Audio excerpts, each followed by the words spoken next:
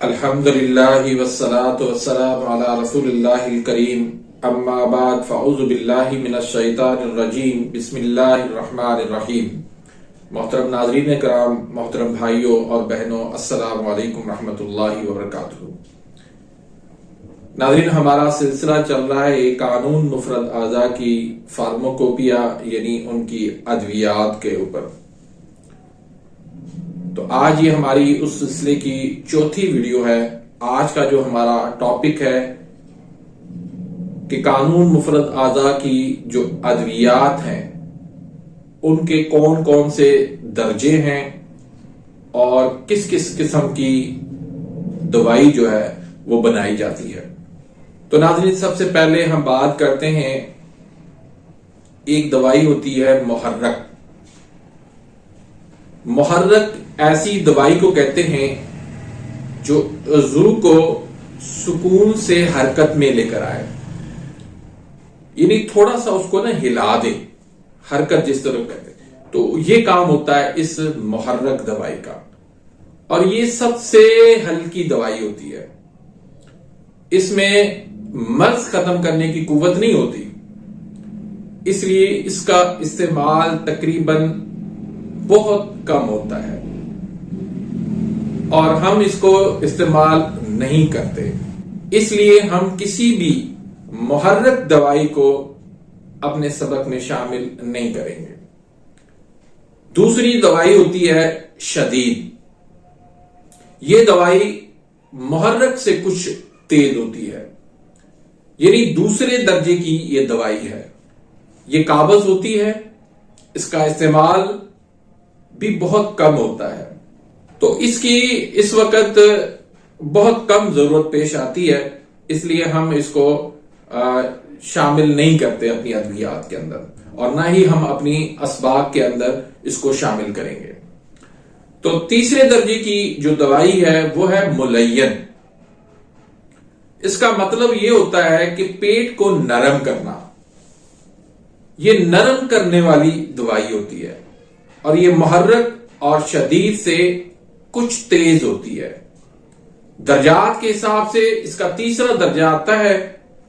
کسی بھی مرض کو ختم کرنے میں اس دوائی کا ایک اہم کردار ہوتا ہے۔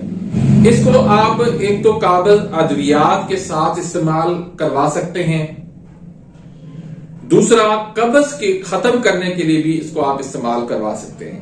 اس دوائی کی سب سے بڑی خصوصیت یہ ہے کہ یہ دوائی مریض کو تکلیف نہیں دیتی، نہ قبض پیدا ہونے دیتی ہے، نہ موشن ہونے دیتی ہے۔ تو چوتھے نمبر پر جو دوائی ہے وہ ہے مسہل۔ اس میں محرک، شدید اور ملین کے اثرات بھی شامل ہوتے ہیں، اور ایک تیز دوائی کا یہ کردار ادا کرتی ہے، اور جہاں ملین کام نہ دے وہاں یہ مسہل کام کر دیتی ہے۔ مسہل کا مطلب ہوتا ہے آسانی، یعنی قبض کو ختم کرنے کے لیے فضلات کو، فاسد مادوں کو خارج کرنے کی ایک بہترین دوائی ہوتی ہے، لیکن زیادہ مقدار میں کھلانے سے اس کو احتیاط کرنی چاہیے۔ درجات کے لحاظ کے اس کا چوتھا نمبر ہے، جہاں مزن، مستقل اور شدید قبض ہو یا شدید قسم کا مرض ہو، وہاں یہ دوائی استعمال کروائی جاتی ہے، جیسے پتھریوں کا خارج کرنا اور رسولیوں کو خارج کرنا مقصود ہو۔ پانچویں نمبر پر درجہ جو آتا ہے وہ ہے اکسیر۔ اکسیر ایسی دوائی کو کہتے ہیں جو نہ صرف فوراً خون میں جذب ہو کر اپنا اثر شروع کر دے، بلکہ ایک عرصے تک اپنا اثر جسم کے اندر قائم رکھے۔ ایسی ادویہ کی ضرورت ایسی صورت میں پیش آتی ہے جب کوئی مرض مستقل یا دائمی صورت اختیار کر جائے، مثلا شوگر ہے، دائمی قبض ہے، چھپاکی ہے، سوزاک ہے، خارش ہے، چنبل ہے، سورائسس ہے یا ڈسک پرابلم ہے۔ تو اس طرح کے امراض کے اندر ہم اکسیر کا استعمال کرواتے ہیں۔ اس کے بعد چھٹے نمبر پر آتا ہے تریاک. یہ سب سے تیز دوائی ہے اور یہ چھٹے نمبر پر اس کا درجہ ہے، اور یہ اس دوائی کو کہتے ہیں جو کسی زہر کو باطل کر دے یا پہلی حالت کو یکدم تبدیل کر دے. ایلوپیتھی اور ہومیوپیتھی میں اسے اینٹیڈوٹ کہتے ہیں. مثلا کھار ارکری کے مقابلے میں ترشی ایسڈ ہے. اسی طرح افیون کے زہر کو کچلا زائل کر دیتا ہے. تریاک قسم کی ادویہ کی اس وقت ضرورت ہوتی ہے جب کسی زہر سے یا کسی عضو کی شدت تحریک سے موت واقع ہونے کا خطرہ ہو، جیسے ہیضہ ہے، نمونیا ہے، سرسام، خونی قے اور جگر کی خرابی وغیرہ ہے. تو یہ تو تھی 6 قسم کی درجے کے لحاظ سے ادویات. اس کے علاوہ بھی کچھ دوائیاں ہمارے فارماکوپیا میں موجود ہیں، تو ان کے بارے میں بھی ہم تھوڑا پڑھ لیتے ہیں. اس میں ایک ہوتی ہے مقوی. مقوی ایسی دوائی کو کہتے ہیں جو کسی عضو کی طرف آنے والے خون کو جذب کر کے اس میں قوت پیدا کرتے. ان میں اغذیہ ادویہ اور زہر تک شامل ہوتے ہیں. مثلا اغذیہ میں گوشت، ادویہ میں فولاد اور زہروں میں سنکھیا اور کچلا مقویات شامل ہیں. چونکہ ہر قسم کا الگ مزاج ہوتا ہے، اس لیے ان کی طبیعت رکھنے والی اشیاء ہی مقوی ہو سکتی ہیں. یہی وجہ ہے قانون مفرد اعضاء میں مقویات بھی الگ الگ مزاج کی ہیں، اور یہ زیادہ تر بیماری کے بعد یا انتہائی کمزوری کی صورت میں دی جاتی ہیں. اس کے بعد ایک دوائی ہوتی ہے لبوب. لبوب جو ہے وہ لب کی جمع ہے، اس کی معنی ہے گری یا گودا ہے. اس میں زیادہ تر اغذیہ اور ادویہ کے مغز شامل کیے جاتے ہیں. لبوب صرف غدی اعصابی مزاج کا ہوتا ہے.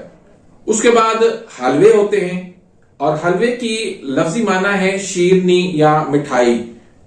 تو یہ زیادہ تر اعصابی غدی مزاج کے ہوتے ہیں. بعض حلوے جو ہے وہ غدی اعصابی مزاج کے ہوتے ہیں. اس طرح خمیرہ ہے. خمیرہ ہر قسم کا اعصابی مزاج کا ہوتا ہے جو جسم کے اندر رطوبات، بلغم اور سردی کی کیفیت کو پیدا کرتا ہے. ہمارے یہاں اکثر اس کو غلط استعمال کروایا جاتا ہے. جہاں دماغ و اعصاب کے اندر پہلی سوزش ہوتی ہے، پہلے تیزی ہوتی ہے، وہاں بھی دماغ کی کمزوری بتا کر ان کو خمیرہ استعمال کروایا جاتا ہے، جس کی وجہ سے وہاں پر بہت زیادہ پیچیدگیاں پیدا ہو جاتی ہیں. اس کے بعد ایک دوائی ہوتی ہے اتریفل. اتریفل دراصل آیورویدک کا مرکب ہے جس کا نام ترپھلا ہے، جس میں 3 ادویہ حلیلہ، آملہ اور بہیڑہ ہم وزن پڑتی ہیں. یہ قلب و عضلات کو تحریک دیتی ہے، اور یہ صرف عضلاتی اعصابی مزاج کی ہوتی ہیں، اور اسے دماغی اور بلغمی امراض، رطوبات کی زیادتی کے امراض میں استعمال کروایا جاتا ہے. اس کے بعد 12ویں نمبر پہ معجون. اب معجون جو ہے ادویہ کے صفوف میں شہد یا چینی کا قوام ملایا جاتا ہے تو وہ معجون بن جاتا ہے، اور یہ تمام معجون جو ہے وہ عضلاتی غدی مزاج کے ہوتے ہیں. اس کے بعد جوارش ہوتی ہے. جوارش یہ بھی معجون کی طرح ہوتا ہے، لیکن اس کے اجزاء تھوڑے موٹے موٹے رکھے جاتے ہیں تاکہ یہ دیر تک معدے میں رہیں اور کھانے کے ہضم کرنے میں آسانی ہو. اس کے بعد جوشاندہ ہے. جوشاندہ ادویہ کو پانی میں جوش دے کر چائے کی طرح پیا جائے تو اس کو جوشاندہ کہتے ہیں. اس کے بعد آخر میں ہے تلا. یہ وہ دوائی ہے جو روغن یا نرم پتلی صورت میں کسی عضو پر لگائی جائے، اور ایسی ادویہ کا استعمال ہم تب کرتے ہیں جب کوئی چوٹ یا عضو کے اندر ڈھیلا پن آ جائے، وہاں پر ہم اس کو استعمال کرواتے ہیں. تو ناظرین یہ تھے آج کی ہماری ویڈیو ادویات کے درجات. تو انشاءاللہ اگلی ویڈیو کے اندر ہم بیان کریں گے اعصابی عضلاتی تحریکی ادویات پر ہم بات کریں گے. تو اگر آپ نے میرے اس چینل کو سبسکرائب نہیں کیا تو سبسکرائب کر دیجئے، بیل آئیکن گھنٹی کے نشان کو پریس کر دیجئے. اگر ویڈیو آپ کو پسند آئی ہے تو اس کو لائک بھی کر دیجئے. اپنی دعاؤں میں یاد رکھیے گا. ملتے ہیں انشاءاللہ نیکسٹ ویڈیو میں، تب تک کے لیے اجازت. اللہ حافظ.